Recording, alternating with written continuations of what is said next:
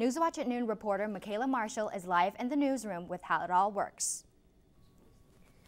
The CHIP program is administered by the Ohio Development Services Agency through a competitive application process.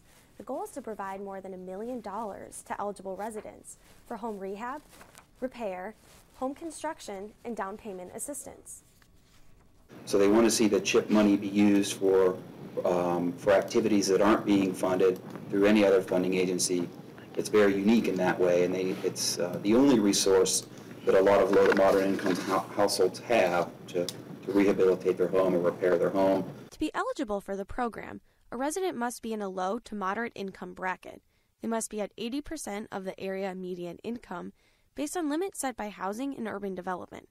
The median income for a household of one in Athens County is about $30,000. In order to be eligible, the household income would need to be 80% of about $30,000. For a household of two, it would need to be 80% of about $35,000.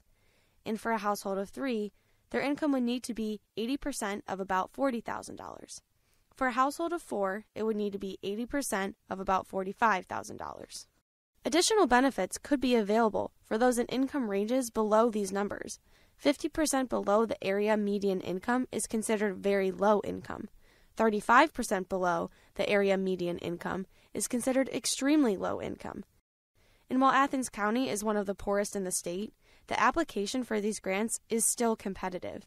So the City of Athens, Athens County, and Nelsonville plan to reapply to CHIP as a partnership because collaborations means even more funds for housing projects. The incentive for a jurisdiction to participate in a partnership is more money. If the city wanted to apply to the Ohio Development Services Agency on its own, it would only be eligible for $250,000.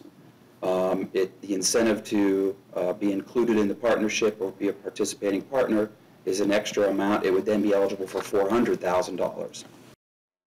The next step, the Housing Advising Committee meeting from tomorrow, 11 to 1 p.m. at the Community Center.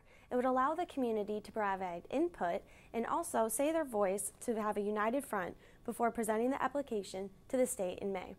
Reporting live in the newsroom for Newswatch at Noon, I'm Michaela Marshall.